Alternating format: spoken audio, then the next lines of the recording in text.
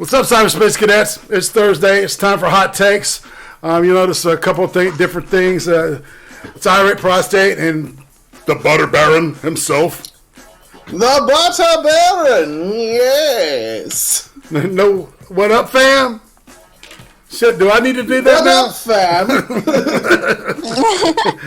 And our guest, our sitting guest for this evening is none other than Brittany Breslin, a.k.a. the Melon Messiah.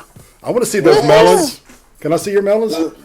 Yeah, just look at Google melons. Okay. She is known as the fourth wonder of the world. The greatest so long, artist. I was going to say, it's been so fucking long, I forgot how to flirt. Fuck it, whatever. Oh. All right, yeah, we're just going to move on now. I usually start out with a fart joke. Oh, no. Speaking of farts, interesting you should bring that. All right, we're going to be talking about a movie called Swiss Army Man. Okay? I'm sorry. I just had to do that. Jazz hands, Mm-hmm. A little bit. Yeah. And so I've got some pictures of the folks that made it up. It's a real small set of people. It's a unique film. It was written and directed by two people, okay? This guy, both named Daniel. Daniel Kwan, who I really didn't do a lot of research on, or the other guy, Daniel Shafford, and I'll pop him up in a second, just so you get a good idea of the people behind this. This is their project, and I think Daniel Shafford might have been in fucking Napoleon Dynamite or some shit, because that picture is gay as fuck. I don't know about you.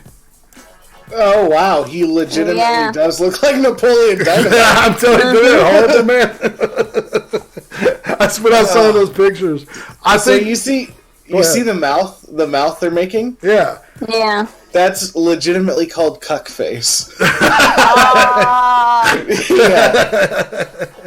It's crazy, isn't it, man?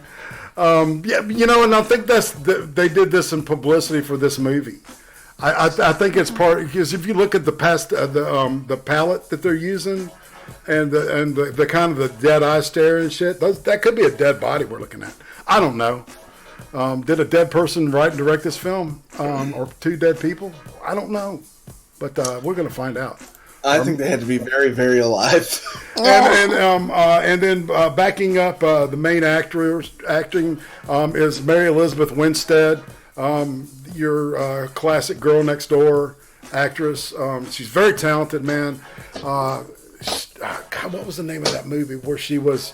Brian, did you see that movie where she was like this cult deprogrammer picks her up, and it's a great movie, man. Because yes, Ready Player One. No. That's how much I remember Ready Player One, and it was terrible. Yeah, it was, man. It sucked the sweat off a dead man's balls. Yes, it did. Pretty fucking bad. Which is ironic. Never mind. We'll get to that. We'll say hey to Lotus Wolf out there. Hey, what up, Lettuce Poofed? The Wanda from Down Under. Just saying hey. She's from the upside down, Sheila, where everything can kill you and your toilet spins the wrong way. But they do see the Southern Cross, so it's pretty cool. That's a beautiful constellation. True. It is. Brittany, it's nice to see you in the chat as well. Hey, Kevke. And of course, Lord Ferret. Hey, what's going on? You need to get wrenched. I mean, fuck. Oh, yeah. You know what? I just realized I have mine on top chat, not live chat. I'm missing out on all the good bits. Not really.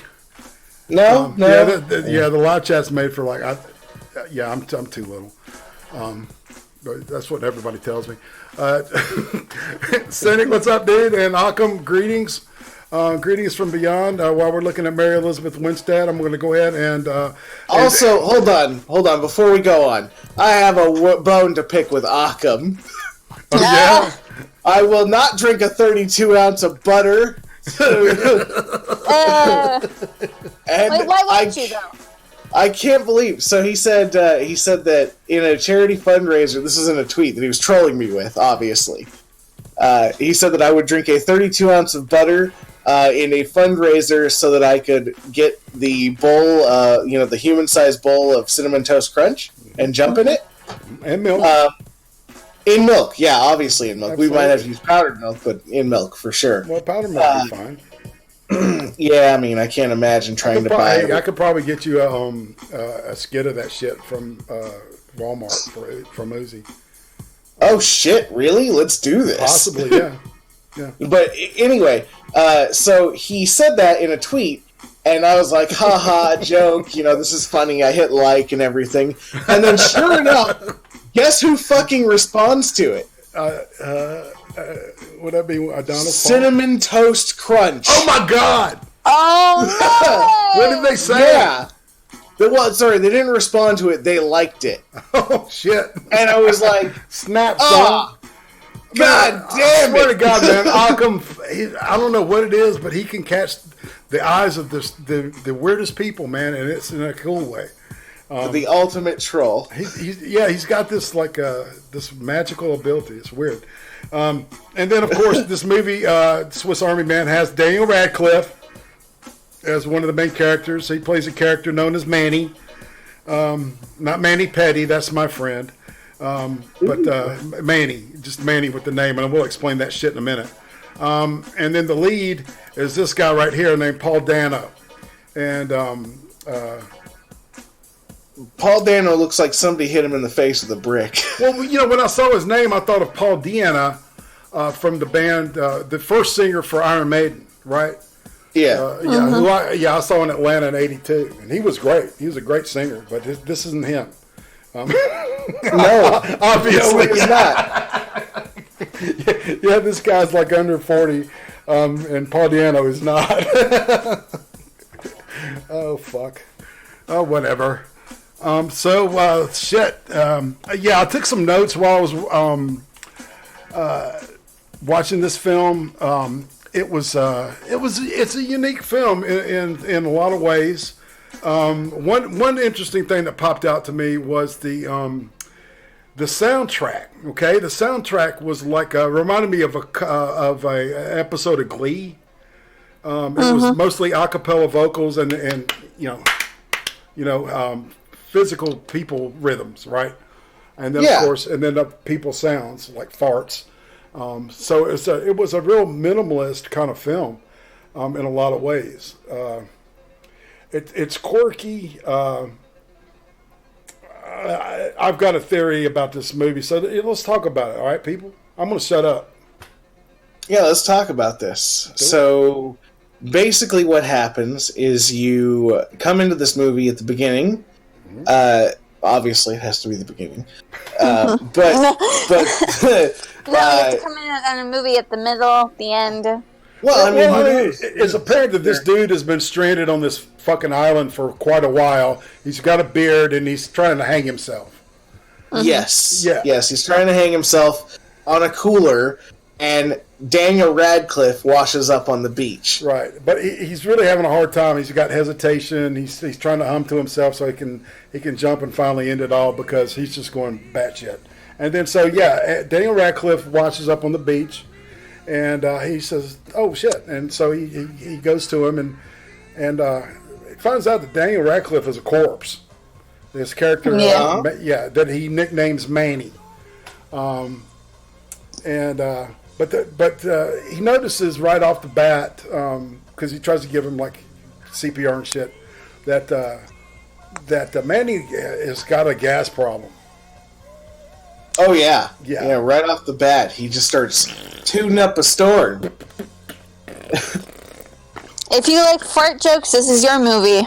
Yeah. I mean, to be honest, this is the first time I've laughed at a fart joke in quite some time. Because, obviously in the context of it being a dead body farting, it's just sort of kind of hilarious. And this is the Quentin Tarantino of farts. Like, I swear to God, all the blood scenes that he does where it's just like blood spraying out of a hose, when somebody cuts an arm off? Yeah. Basically the same thing, but with this guy's asshole. So that's kind of like the Asian maybe effect that Yes. From Daniel Kwan, because it felt like an Asian movie. It reminded me of Old Boy in atmosphere.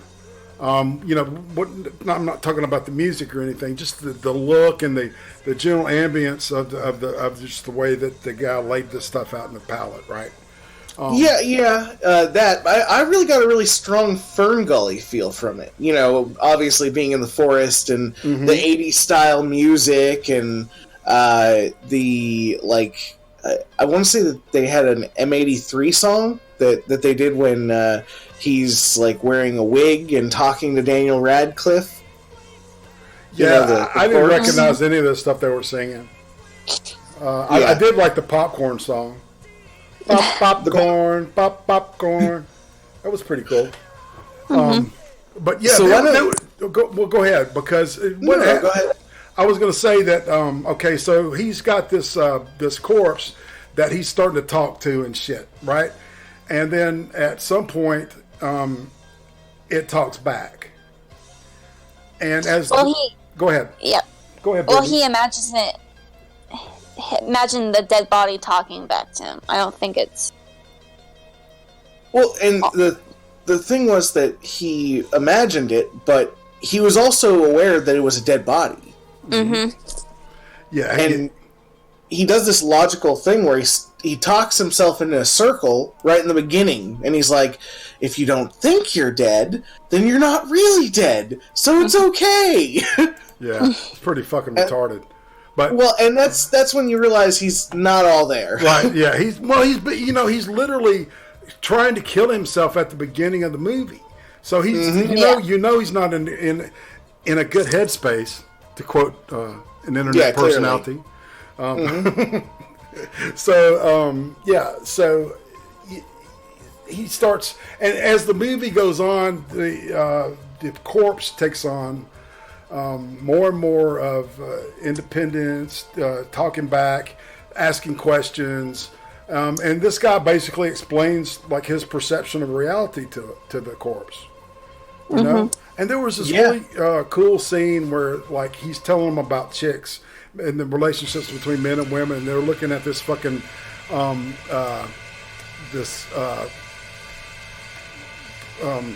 Sports Illustrated swimsuit issue, right? And and he was talking about like having to sneak and get the magazines and stuff, and he said before the internet, girls were a lot more special, and I really like that, man, because I think that was a big statement. I mean, there's a lot of statements in this film about the human state. So it's like, this is kind of one of those Onion movies. You can show it to a 10 to 12-year-old kid, and they're going to laugh at the shit, and it's silly kind of in a way, and then, it's like, and if you want to, you can get deeper with this movie. Because it is about, losing your shit. And I've got a theory about it. This reminds me of a story by Ambrose Bierce called The Occurrence at Owl Creek Bridge. Are either of y'all familiar with that? No. What is it? Okay. It's a story that it takes place during the Civil War, and it's about this guy that at the very beginning of the story, he and these other guys are going to be hung. And when he drops, the rope breaks, and he gets away, and it's about his adventure. Okay. It's a great story. Ambrose Bierce was like a big influence of Lovecraft. He wrote werewolf stories and shit, like between Poe and the Lovecraft in that era. Great writer. Like Chambers and that kind of in that school. Very weird shit. And it's only 20 after. But all right, I'm going to pose this question here.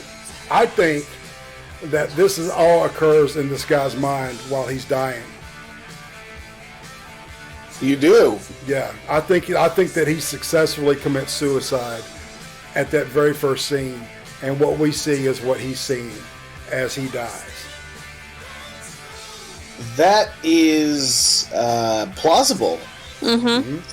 That's that was my cut on it. So That's my hot take. Yeah. I mean, I could totally see that. It would make sense as to why. So, you know, why don't we go a little more into the story, and then I'll give you guys my take. But so obviously he's crazy. He found this dead body. This dead body's talking to him. It becomes pretty apparent that the body is a sounding board for him. That he's projecting all of his emotions about what happens to him in real life onto this dead body. And the dead body is just responding back in the way that, you know, anyone who was just asking questions would, you know? And so then obviously they go like deeper into psychosis, where he builds that boat and he's got a cell phone that well, no, let's back it up though, because remember, to get to the land where he's at, he rides the dead body because of the fart power of this being, right? Of this corpse. He rides it like a fucking jet ski, right? He's holding the dude's tie, and they're like hauling ass on the water, and boom, they get to the mainland, and so and he knows he's on the mainland because he can see a shitload of trees and stuff, and he knows he's not on the island anymore. And so anyway, I think that's important because, the fart powers tends to come in. It's like a Deus Ex Machina, right? You know, yeah. Anyway. Yeah, kind of. I mean, well, so also to tag it to the name Swiss Army Man, he uses this guy's dead body as like essentially a mystical, powerful Swiss Army knife. Right.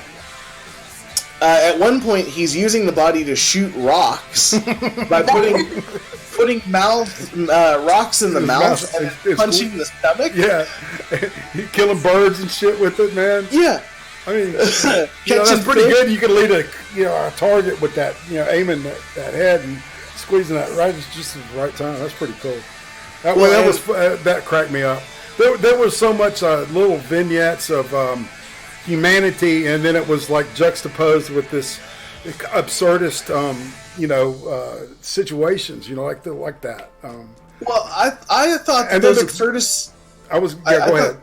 I thought those absurdist situations were essentially the optimism that is a relationship. That's what it seemed like to me. All right, I'm listening. Yeah. Well. Yeah. That's what it seemed like to me. It seemed like it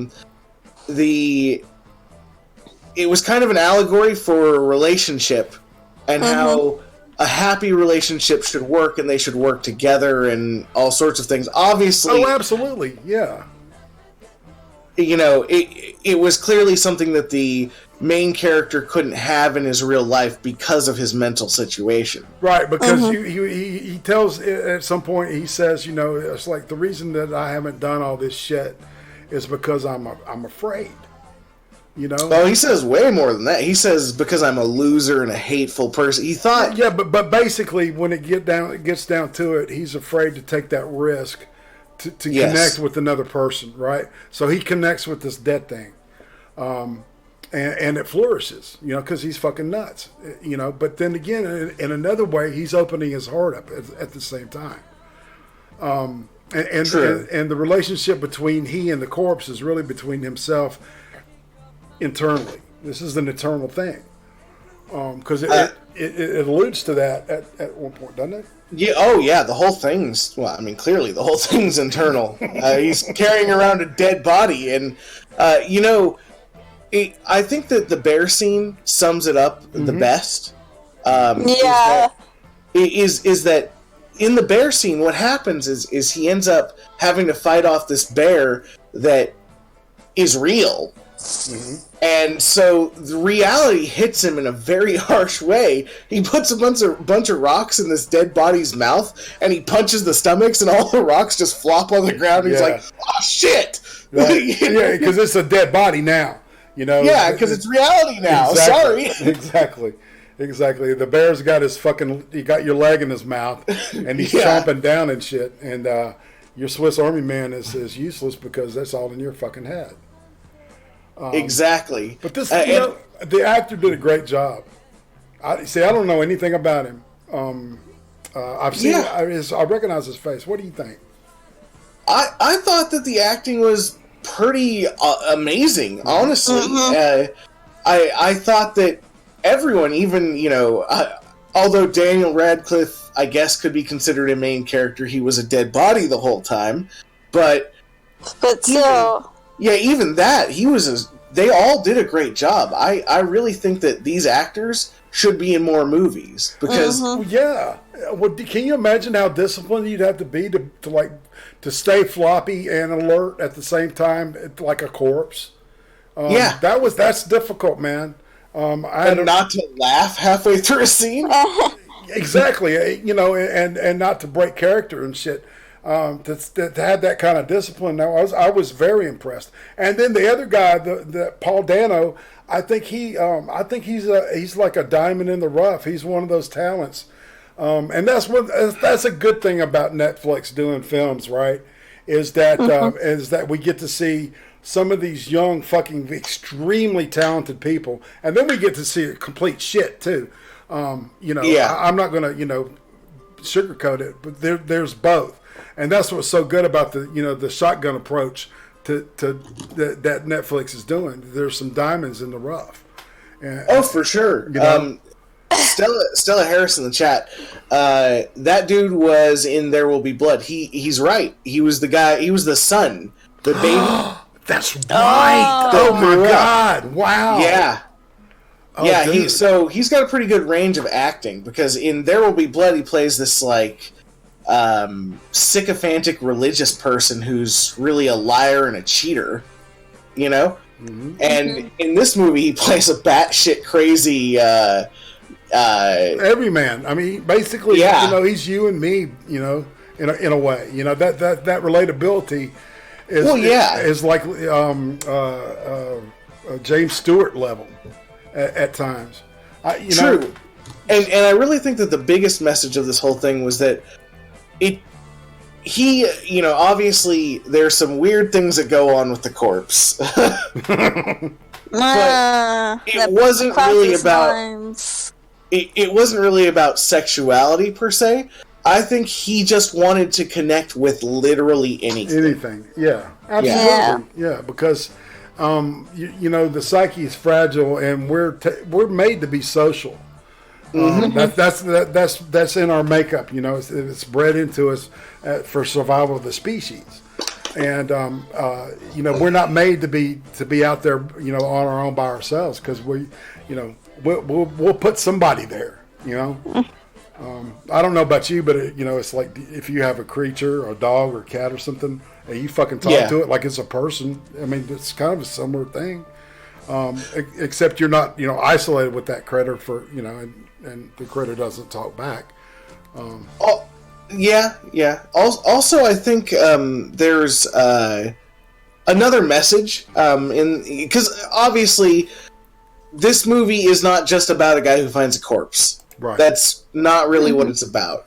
I think the other message, with the quote that you quoted earlier, where with the advent of the internet, women are not so special anymore. Right. Right. Mm-hmm. I think that was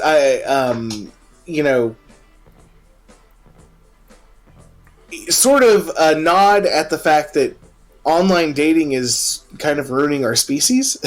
Well, think about it. The real quote was, before the internet, every girl was a lot more special. Yes.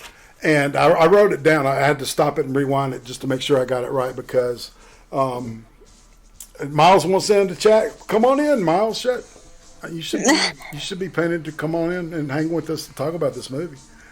Yeah, Miles. Yeah. Hi, Miles. There he is. Yo, what guys. up, Miles? How are we doing? We're good, man. Talking about Swiss Army Man. Oh, I was gonna watch that yesterday, but I am here to react to your guys' reactions. Oh, Okay then. Don't change the narrative. Just pick. So yeah, we'll catch up a little bit. Basically, a guy he's stranded on an island. He finds a dead body. He uses it to fart paddle across the small ocean to the mainland. And when he gets to the mainland, he falls in love with the body, transitions into a woman, and uses the body to shoot rocks like bullets at birds and fish. And uses it to karate chop like a knife, a big fucking log in half and shit. Cut wood and shit. Exactly. I have to cut this early. I have to go. I'm so sorry. Well, Brittany, all right, bye-bye. No, it's okay. I really wanted to do the stream, but life things are happening right now. I have to go.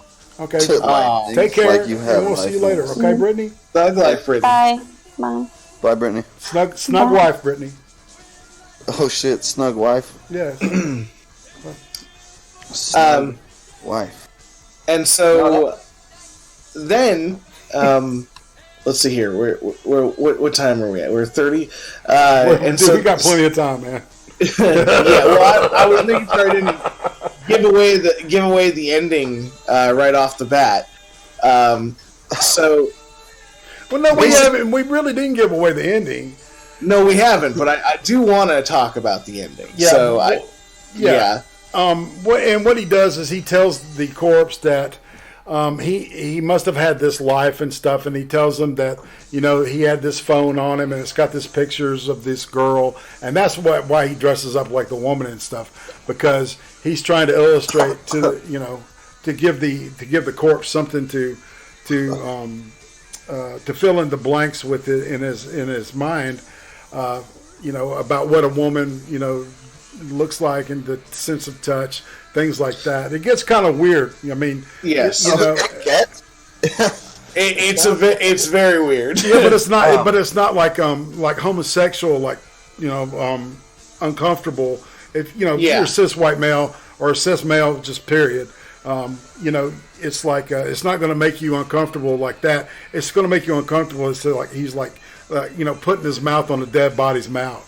And shit like that, and then the water, remember the scene where the water's coming out of his mouth and he's drinking it, and it was like, holy shit, man! It just looked nasty as hell. Basically that goat, man. Tons of necrophilia in there.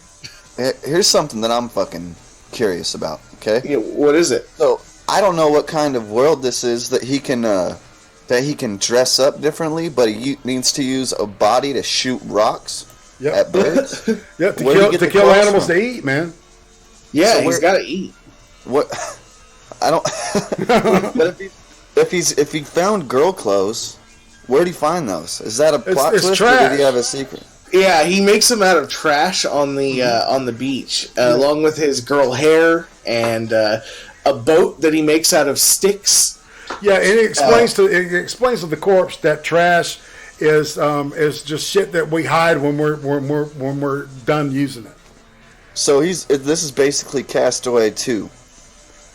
There's some parallels to it. You could say Castaway 2 is more about what is actually happening on the island, and this is more about what's happening in the guy's head because he's crazy. Definitely. And I have a theory that you see at the beginning of the movie, Miles, is he's committing suicide, and I think that this movie, everything that happens in it, is probably him dying, and the DMT released, in his brainstem. Yep. He's seeing all this shit, right? Within a flash. Exactly. So shit. Yeah. And it's really vague because at the end of the movie they don't let you know either way. It's just but something happens. So all right, let's see, Brian. So basically, he wanders. They're wandering through the woods. They get attacked by the bear. Mm-hmm. He sort of snaps out of it for a second because he realizes that this body's not going to shoot fucking rocks like bullets at a bear. and he, obviously punches the stomach, and the rocks fall out of the guy's mouth, and they don't go anywhere. And he's like, "Oh fuck!" So the bear latches onto his leg and starts to try and rip it off, and he fights the bear off himself. Whoa! And so he's like the Chuck Norris. Well, but the body animates, and he farts in the fire. He rolls into the fire and farts, and it blows him up and flips him over, and so he lands near the bear on fire, and it scares the bear off, right? Yes. Right. And then he puts him out. So I don't know if that was like telegraphing that he used the flame stick and he was able to do it. But for some reason, the bear becomes distracted and gets scared and runs off instead of munching down. Yeah. That sounds so fucking awesome. Okay. You really need to see this, man. Dude, you need to get fucking fucked up and watch this movie. It is a fascinating movie in a lot of ways. I didn't want to like it, Brian, to be honest. It was like, because I looked at the description of it, and I said, "Oh fuck, this is going to be just a faggy fucking movie," and it ended up being interesting, and I really like the music. I really did. The music was great. Yeah, that whole acapella. I love acapella anyway, but it fit. I mean, what kind of music is a guy going to hear in his head? It's really too bad that we can't play the scene where he's using the guy as a fart paddle boat, because it's so fucking funny, man. It's amazing. The cinematography, including the way they did the coloring, right? Super high-phonic, bright, crystal clear. Not a cloud in the sky, man. Exactly. Maybe one or two, but nothing to worry about. 12 noon, man. Exactly. Yeah. Beautiful, just bright summer light. It was like vivid color. Yeah, bouncing up and down on the waves, man. And he's riding that dude's back, and he's just like, he's pulling on his necktie like a fucking, like a horse, but he's moving like a jet ski through that thing. And there's actually a picture of it right there in the foreground. As a matter of fact, I don't know, I might be a little, I don't know. I wouldn't bother. I can't fuck with it. Cycle through. I can't fuck with it while we're fucking with it. You gotta see the movie. I'm telling you. Yeah. What's the name again? It's called Swiss Army Man on Netflix. Anyway, so the bear attack happens, and it's Daniel Radcliffe. Yeah, Daniel Radcliffe is the corpse. Harry fucking Potter himself. So the bear attack happens. And, he starts looking for a way out because he's starting to realize he's going to fucking die. Mm-hmm. And he's crawling up this side embankment and wanders right into the backyard of this girl that's in the phone. Yeah. Dude, oh my god. You guys aren't even giving this movie justice. I just watched the trailer real quick. Mm-hmm. Yeah, I'm thinking like some Monty Python shit that got made in the 70s. Well, it's kind of got that. Yeah, I know exactly what you're saying. This has got this is a high quality looking shit. It really is. It's much better than on the surface that you would think. All right. And seeing the fact that he lands in the backyard of this woman that he had literally seen on the bus, and he grabbed her phone. So that's the big secret that he's holding back from the dead dude, is that he hasn't told him that the phone was really the girl's phone, and he had grabbed it, and it was him that had the phone. It wasn't with the corpse, right? Yeah. And he gets pissed off. The corpse gets pissed off and says, "Fuck you," and then he becomes dead again. And and right after they've like kind of freaked her daughter out slightly, the little girl, being a little girl, she questions them, and they says, "Well, I've been dirty. I've been, in the woods for a while, and I'm very dirty." Yeah. And so Mary Elizabeth Winstead came out. America's sweetheart next door. Goat man, touch that shit, necrophilia. You got it. That's right. No, that's fucking fantastic, dude. I want to fucking jet ski a dude across the lake. No shit. Well, and his farts are magical, man. I mean, he can like fucking like shoot up like a rocket at times. You know? Oh yeah. There's a scene where he does that, man. It's like shit. It's the scene where he's like, I don't want this to ever end, and they're both in a tree after they've farted up the tree or whatever. Yeah, it's like just like. I was gonna say it's like take a I don't know, like a 30s it's like Peter Pan piece in a way. Yeah. That's pretty awesome. And add farts to it. Yeah, like the whole time there's farts. Ridiculous farts. It's not like your regular fart. It's like overdone. Like high power fart. Exactly. I mean, if you see the scene where he farts and it blows up the fire and he flips over and he's still, it was great, man. It was like, goddamn, that stunt man earned his pay, but he did a great job. I want to know how he discovered his fart power. Like, was he born with that? Is that something he was born with, or is that like? I think it happened after he died. Yeah. There's that he's point. The corpse. At a point though, the main character, because the corpse accuses him of not being completely honest with him or open with him because he wouldn't fart in front of him, right? And then it turns out he says later, the farts were me all the time. Well, that was him realizing he was crazy too, though. Yeah, exactly.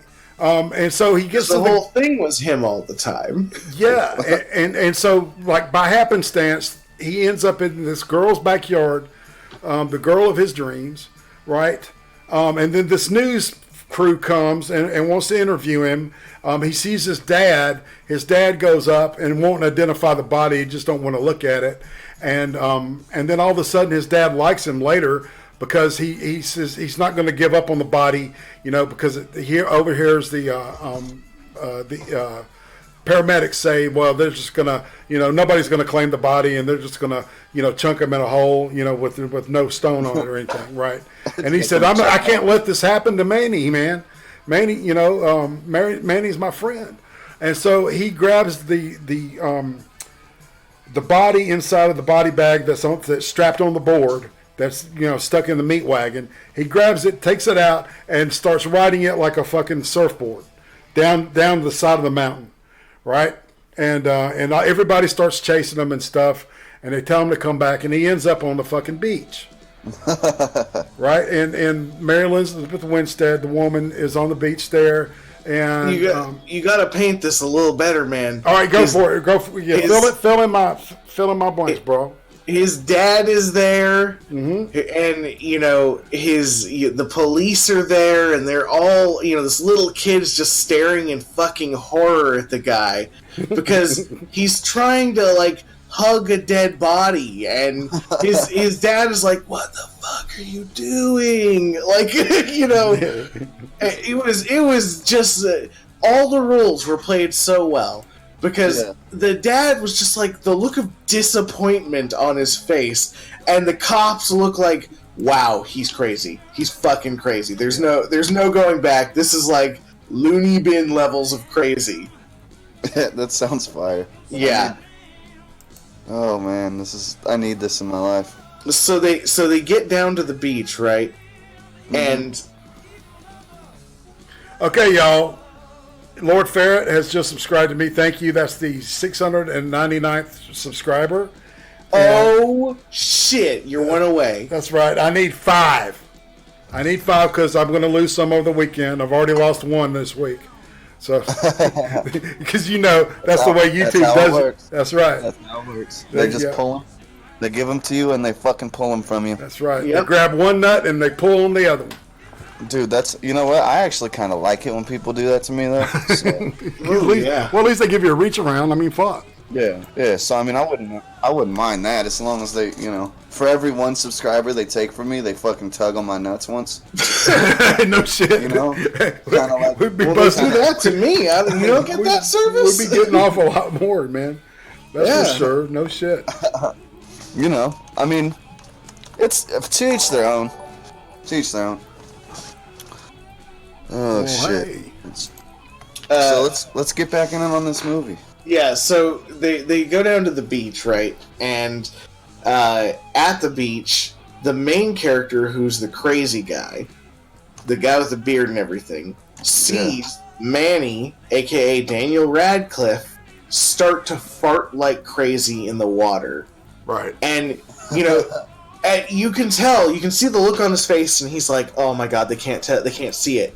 They can't see what I can see. But then, everyone else that is there just get this look of disgust on their face. Or what the fuck? And she literally says, what the fuck, Mary Elizabeth Winstead, right? And Daniel Radcliffe's character jet ski farts out to the water, out into destiny, to his own future. Yeah, doesn't the other character also ride him out? I don't remember that. I can't remember exactly. He didn't. I don't think he wrote it. I know for sure Daniel Radcliffe rode away. Yeah, he definitely. Yeah. Daniel Radcliffe definitely went away, and that's why, you know, when you know, he's looking at Mary Elizabeth Winstead, and then it goes to the end. It's like, I'm thinking, man, that was too perfect, the way that whole setup, because his dad, his expression on his face went from disdain to go for it. You know, that's what I saw. You know, it's like once the thing started going away, everybody's like, holy shit. So I don't know, man. It was vague, but my brain tends to want to say that I think he was dead all along, or dying all along, and that's what we see. Yeah, I'm totally saying that's possible, but here's an alternative. All right, and yours is quite, in fact, probable. So I'm not discounting yours in any way, but to me, what I saw was this man who's having brief spurts of actual reality, and most of the time having a mental break. Right. And how long? Oh, sorry. Go ahead. How long was he on the island for? That he was. It doesn't say. It starts out with him having a beard. Right. He's got a beard, and his face is sunburned and dried out. And maybe a week. Maybe longer, man. Maybe a month. You know, because I mean, does your beard grow that fast? No, but also he had a cell phone on him that could still be turned on. Yeah, but remember, he kept turning it off because he didn't want to waste the battery. So yeah, I guess that's all questionable. And then at some point, see, they didn't show him shaving either. Did you see that?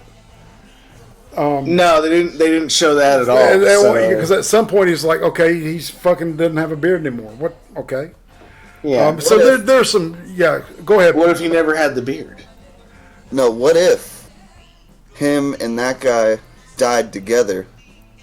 Or maybe he's responsible for that guy dying. Well, and he's just making a complete fucking fan fiction in his own mind. Well, and that's a great point, Miles, because the paramedics say that it looks like he was a suicide that jumped off a bridge, because he had this telltale like bruising on his stomach. They said, and that, you know, and so. And that's where he overhears them saying that he'll be buried in an unmarked grave and all that shit, right? And see, when they talked about dying earlier, you know, Daniel Radcliffe said, well, they're just going to throw me away, you know, like trash.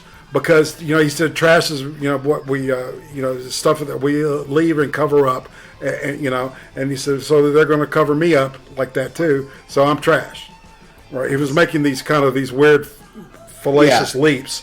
And in almost a childish way. Exactly. It was almost like, you know, he was like having to build up this character in his own mind, you know, from brick by brick from the bottom up, right? Exactly. Yeah. So you know, it's one of those that if you see it one day, you'll say, that was a funny fart movie, and on another day you'll go, man, that was fucking dark. And then on another day, you'll say that was hopeful. You know, it's like the way that it's done is just real creative, man. I got to give the directors. You know, I don't know how they did it, but you know, two minds put this thing together, and they're both named Daniel. And then there was Daniel Radcliffe, and then anyway. So I thought that so. Here's what I think happened. Okay. I think he had the mental break, and then when when he got up to the top there and he realized he was in this girl's backyard, I'm assuming at that point that he realized he had been stalking her. Oh, yeah? Yeah. Obviously, he has her phone. He follows her on the bus because there's some flashbacks from the bus. Mm-hmm. He's weirdly in her backyard. He probably was never on an island, obviously. A body can't really fart you across the ocean. I mean, you never know, dude. You never ever tried it, man. But I think a shark might get you or something. you know, that's right. I don't think that sharks think of fucking fart smell the same way they do blood. I don't think there's like a shark swimming around that's like farts in the water, just like, hell yeah, dude, I'm trying to get some of that old beef. You never know. The sea is pretty rank. It is. I mean, it's a stinky place. It is. Yep. So the Atlantic is a lot worse too, dudes. I'm telling you. That's a shithole. The Gulf is beautiful, man. Gulf of Mexico is incredible. Fart hole. It's not as nasty as the oceans for some reason. I don't understand that. But still, anywho, and there's nasty spots. I mean, but it's not like the Atlantic. It's like, oh my god. Yeah. Yeah. So you get hepatitis just looking at it, man. Pretty much. Oh shit, dude! I see how he's riding them. Yeah. Yeah. Yeah. Sorry, we have a guest star. It's my cat. What's up, cat? If you guys hear that, he's being a little whiny bitch. It's all right. Anyway, but yeah, it literally looks like he's riding a surfboard through a wave, but like sitting down on his knee. On his knees or some shit, right? Like a jet ski. It was pretty fucking tight. Yeah. So we're getting near the grade time, Brian. You want to go first? You want me to? Well, I just wanted to finish up my theory. Oh right? No! Fuck! I'm sorry. So basically, at the end, when he goes down, and he thinks he's riding the body down and everything down to the edge of the ocean there, the beach. I feel like the disgusted looks they had were really about him like hugging a dead corpse and making it move and everything. Right. He's marionetting it. He was. Yeah, no, he is. Yeah. Especially at the specific times they show you that, right? And then you see from his perception what he sees. So you see independent movement and the jaw moving when he talks and shit. And you see his dad's approval on his dad's face, but he's crazy. You're experiencing it through his eyes. Yeah. Yeah. So, and it's almost like he's like thinking, I'm going to get this chick now. Yeah. Yeah, if you look at it, I see what you're saying, dude. Yeah. Also, when she says, what the fuck, it's not because she's seeing the body fart across the ocean. It's because she's seeing this dirty guy who's been in the woods for maybe 2 weeks or a month marionette a body, Yeah.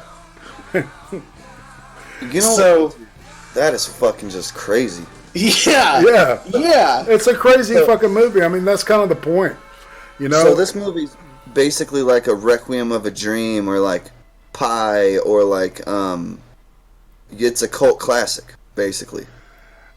I don't know if it'll find a cult following. I would like for it to be honest with you, but but see, the fact that there's so much shit on Netflix now is like, I don't know if enough eyes are going to get on it, and because this thing came out 2 years ago. Shit. Well, that's it takes a little while for the cult classic to develop. That's true. They also didn't get this on Netflix until I think like last week or 2 weeks ago. Oh, really? Yeah. So that's why it was one of the newer one of their newer releases, and when I saw it, I was like, "Hey, I wonder what this is," and I'm like, "Oh shit, we got to review this." Yeah, no shit. No doubt. So, do you want to go ahead and do your grade thing? Yeah. I'll go ahead and give this a grade. I'm giving it. I'm not a huge fan of this genre, and me either. Right? This was not. It was definitely not what I was expecting from the movie. And you know, we can't even talk about the cinematography or the acting or anything. That was all grade A. That was all 10 out of 10. It was ridiculous. You know? Yeah. As for the storyline, it left a lot to the imagination. And there were some holes. Yeah, it's both good and bad. It's hard to say what a hole is in this story, though, because the main character is supposed to be crazy. Right. You know? Like the beard. So, yeah, exactly. I see what you're saying. It's all perceptual. So we don't know what's his perception and what, you know, and what's the third wall or fourth wall, whatever you want to call it. And so I think that they really did a spectacular job on this. I'm giving this a solid 9 out of 10. Killer. Yeah. I'm going to give it an 8.5, man. It was a pleasure to watch this movie. But yeah, instantly though, at the beginning, I thought Owl Creek Bridge, and that's one of those. I had the coolest teacher at senior year in high school, and she let us read horror. You know, like American. It had to be American, right? And then, you know, American, and then we started reading like science fiction and shit. We ended up doing British stuff like 1984 and shit like that. But I mean, that was just a cool experience because at that point in time, that kind of shit had never been done. You know, they were reading fucking Hamlet and shit like that. You know, and we were reading, you know, good sci-fi, and Ambrose Bierce and shit like that. So Ambrose Bierce. Yeah, Ambrose Bierce was a great writer. Kind of very weird, kind of that late 1800s kind of romantic stylist. You know, good stuff. But yeah, man, this is a great movie. I highly recommend it. You guys gave that some pretty high ratings. Yeah, man, it's really good. It was. I wish I hadn't looked at IMDb and saw what the description of it was, because I think if I went through it raw, you know, it would even hit me even harder. You know, it's like, oh shit, this is a dead body and shit, right? And then it's like, oh, is he riding it like a jet ski? What the fuck? You know? Well, and so here's the thing. This story is actually a tragedy. The whole thing's a tragedy. Oh, yeah. But it's done so well that at the end it doesn't feel like a tragedy. You know? No, it's like a Steely Dan song, man. It's like the music is kind of upbeat and jazzy, but the lyrics are dark as fuck.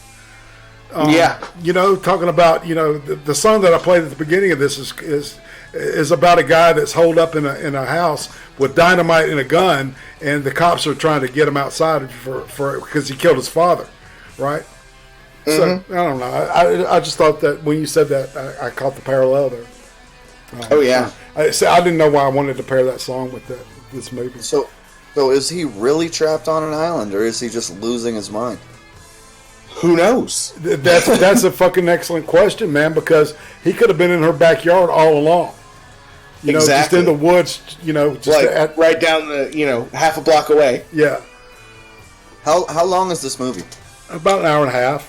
Hour and 30, 40 minutes. Yeah, pretty standard. Maybe a little bit longer, but yeah. But it goes fast. You know, it's really well paced. It's well photographed. It's well cut. I want to say that the composition is beautiful. The color palette, like Brian was talking about earlier, is very selective and very deliberate and very fucking beautiful. That's why I was excited to have Brittany in here, because, you know, from an artistic standpoint, it's a very eye candy. You know, it gives you eyegasm. Well, and so it's ASMR for your eyes. So they chose like a lot of really warm tones for when it was supposed to be like a heartwarming moment and stuff, and then they chose like gray and blue tones for when the dead body was supposed to be dead again. Yeah, to emphasize, and that was for the lighting. Yes, exactly. You caught that. They paid a lot of attention to detail. Yeah, warm and cold. Exactly, warm and cold lighting. From the shit accent. Yeah, man. From the little quick video that I watched to try to like get a visual representation of what it is, it has that fucking A-grade B-movie feel to it. You know those really fucking high-end B movies you find? Maybe this is one of them, but it's not edited like shit. Like this one has that super dark, amazing, like great quality to it. Yeah, most of the budget was blown on equipment and effects, you know, and the budget really wasn't that big at all. I wouldn't imagine. What was it? You know, Brian, let's look that up. I bet you Daniel I'm having a Radcliffe. problem with my browser, man. It's acting like a fucking asshole. My OBS is just frying out everywhere. It's horrible. Oh my God, he can't be having that. My God, it's awful. I'm just gonna have to go to church and pray. okay. Estimated budget $3 million. That's cheap as fuck That's for a movie. really not anything. Yeah, you know, and half of that's usually marketing and get a distribution. So, and I'm sure they did like what do they call them? Festival, you know, the festival circuit, Sundance, Southwest, you know, etc. They did break even. They did break even. So here's the theatrical performance. They got a domestic box office of 4,210,000 approximately. Mm-hmm. International box office 1.6 million, with a total of 5.83711. Fuck, I man! didn't feel like saying that. It's a moneymaker. Yeah, so they made $2 million off of it. So they, you know, because you gotta take into the fact that you know the budget also paid the actors, so they made some money. Yep. I want to know who backed this. Netflix. You know? Do you think it wasn't a Netflix? I'm sorry, I made a mistake. An original? I don't know. I don't think that's not original because it was. Yeah, let's see. Huh. Did you say it did the production? I'm not. I can't find it. Production it's live action, blah blah blah. Creative type, contemporary fiction. You know what my gut tells me is that it's the filmmakers got the money, raised the money, and produced it. Yeah. You know, with some help from a studio that had faith in them.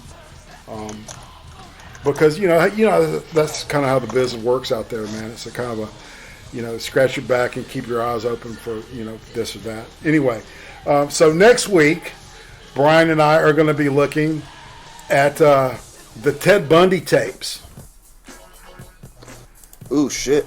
Yeah. You know what, can I offer something for the queue for maybe in the future? Maybe. Because in the financial information, this movie was compared to a movie called The Lobster. And if that, you know, that might Oh! be shit. I have seen The Lobster. Is it worth reviewing? It is very much so worth reviewing. Do you, you know, it'd be a lot of fun, guys, if I could actually get in maybe next week or whenever. It'll be like a couple of weeks before we'll be able to do it. But yeah, no, we'll not work The it out. Lobster, but I'm saying. Oh. Just your next stream. I would like to actually have, you know, input, not just trying to fill plot holes. Well, what we usually do is you know, do a part where we talk and then we just let people in, you know, and do phone calls and that kind of thing. So if you want to join us, man, yeah. Yeah, I just want that link to whatever you guys watch, and then I'll fucking watch it a few times. You know. Yeah, usually. I'll even. Yeah, go ahead. We usually decide, a couple of weeks ahead. So like last week, we decided to do this one and then do the Ted Bundy thing because we hadn't done a true crime in a long time. I can't even remember the last one we did, Brian. Which one? Do you remember? I love that kind of shit. Yeah. I think the last one we did was the death row thing. Oh, really? It's been that long? Yeah, I think it's been that long. Shit, dude. Well, let's So next week we'll be definitely covering the Ted Bundy tapes, and I don't know. I'll hit you up, Brian, in the middle of it, and Miles, if you want to join us, you know, feel free. Yeah, just let me know, man. Yeah, because I don't know if I started watching like the first part of it this afternoon when I was like goofing around doing other shit in the house, and it was like it's kind of creepy, man. It's like watching a really long. I guess it's going to be like watching a really long documentary where they talk to all the investigators and all the, you know, and this is from Florida. You know, right at the end of his I'm not going to say career, but at the end of his whatever it is, whatever would be the appropriate word. When his last victim was like a 13-year-old girl, and it was horrible what he did to her. Whoa. Yeah, and when they executed him, they got him back for it. And I wonder if they're going to go into that because I saw this really good movie that was made about his life, and it was the people had listened to the tapes, right, and doing their research for the part. It was a very violent movie. It was really good. I can't remember the name of it, but it's. I think it sounds familiar. It came out in the 90s, I think, late 90s. But yeah, political campaign worker. I can't remember what else he did, but I mean, it's just like you'd never think this guy's like going around just murdering women, and brutally. I mean, like fucking bludgeoning them, fucking to the point of, their head is mush, and he still strangles them. That's ridiculous. It's overkill, dude. You're right. Have you watched? That gives me the vibe of. There's an episode of Walking Dead. That was Wasp, right? By the way, Stella. Yeah, go ahead. The episode of Walking Dead. Yeah, there's an episode of Walking Dead where they kill off one of the most iconic characters. Actually, the second character you meet in the show series, mm-hmm. And it starts off with like, no, not Shane. Oh no, okay, yeah. No, it's before Shane. Mm. You see him before Shane. It's spoiler alert if you plan on fucking binge watching this shit, but it's Glenn. Yeah. So you see like a first person perspective. And he just beats his head so much that his eye pops out. Yeah. And it's like I don't even understand what kind of person it takes to do that to somebody. I mean, I could understand, let's say one of you guys killed my mother and I witnessed it. I could understand having that kind of animalistic fucking,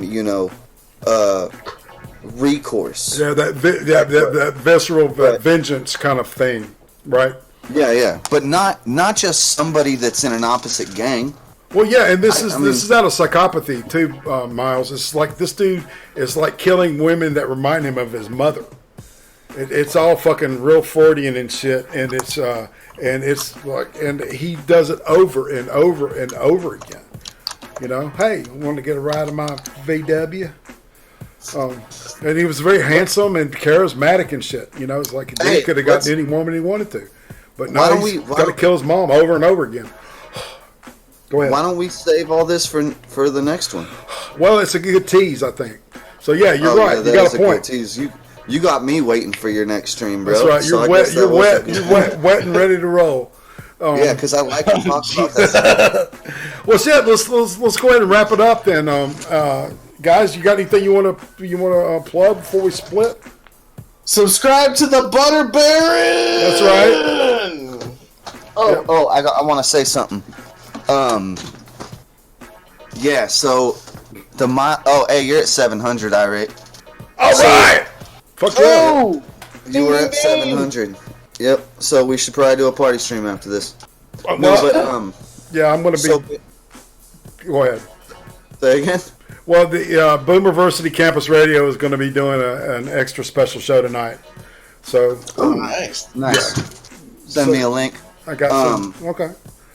But yeah, I just want you guys to know I will be streaming soon. Subscribe to Miles Beats Live. That's right. If you can. I'm going to be back, and I'm going to be funnier than fucking ever. My wit is faster. My edge is sharper. My bounce backs bounce higher. We've built him stronger. Yeah, faster. More stoned. Yes. He's the $8 million stoner. I will be not six, but eight.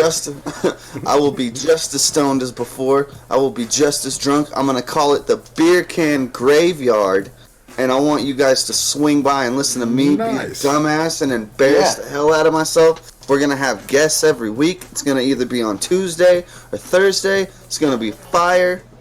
It's gonna be fucking dope. And I think I might have a producer run it for me so I can even be extra in depth. So yeah. Well, what about the live stream we're doing on Friday? On Friday? Yeah, this Friday. Oh, shit. The IRL.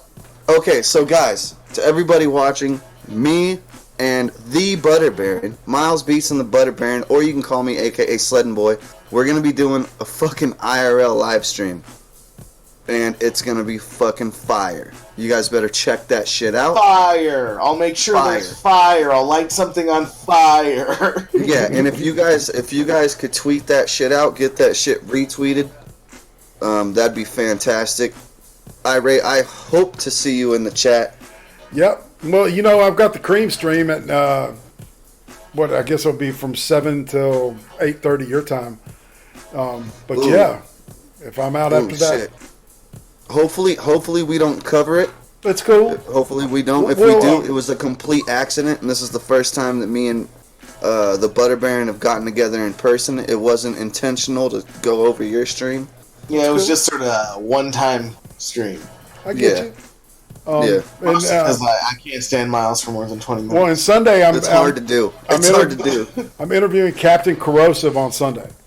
Oh, cool. Nice. Yeah, so yeah, we're going to have fun, and we're going to learn more about her. Did you catch her latest video where she's doing the gangsta voice, asking the dude to give him the No, well, you know what? She's on a voice modulator, right? So she's talking like this, and she said, "You need to give me the money because he owes me the money." And all this shit. It was funny as hell. Nice, getting back at those motherfuckers that call you, trying to rip your ass off, man, from God knows where. I'm not going to. You need to tell her, no, you. No, you. That's what you tell her. You tell her, no, you from the Butter Baron. You got it. Yep. All right, people. And on that note, let's everybody say goodbye. Or Brian. Thug Life fam. That's right. I'm gonna Snug Life fam. See y'all later.